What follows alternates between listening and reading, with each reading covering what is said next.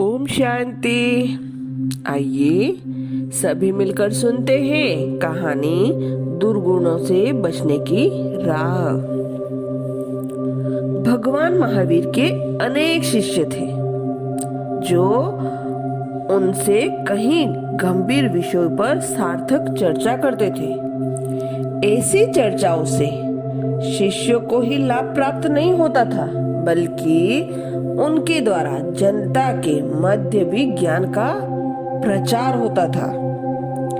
एक दिन महावीर स्वामी ने अपने शिष्यों से पूछा कि मनुष्य के पतन के क्या कारण हो सकते हैं। शिष्यों ने सोचा विचारा, फिर किसी ने अहंकार बताया तो किसी ने काम वासना। किसी शिष्य का विचार था कि लोभ मानव के पतन का मूल कारण है। कोई यह मानता था कि क्रोध इसकी जड़ है। सभी की बातें सुनने के बाद महावीर ने कहा, मान लो कि मेरे पास एक कमंडल है जिसमें काफी मात्रा में पानी समा सकता है। यदि उसे नदी में यूं ही छोड़ दिया जाए तो क्या डूबेगा? शिष्यों ने इनकार में सिर हिलाया। महावीर ने पूछा, यदि उसमें छेद हो तो? शिष्यों ने कहा, तब तो वह अवश्य डूबेगा।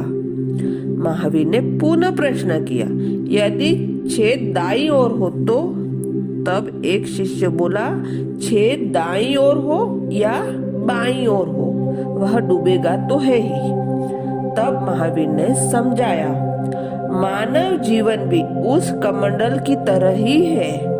उसमें दुर्गुण रूपी छेद जहां हुआ, समझ लो वह डूबने वाला है। काम, क्रोध, लोभ, अहंकार आदि में कोई भी भेद नहीं है। कथा का सार यह है कि दुर्गुण कोई भी हो, व्यक्ति का जीवन बर्बाद करने हेतु पर्याप्त है, क्योंकि उससे व्यक्ति की विश्वसनीयता समाप्त हो जाती है और उसके निकट संबंधी भी उससे दूरी बना लेते हैं। अच्छा, ओम शांति।